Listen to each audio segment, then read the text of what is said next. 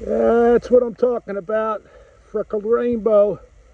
Yes, sir. Go out to your neighborhood and get some rainbow action. And when you can, please catch and release like so. You gonna swim away now, or you just gonna float there? Sometimes you look at them cross-eyed.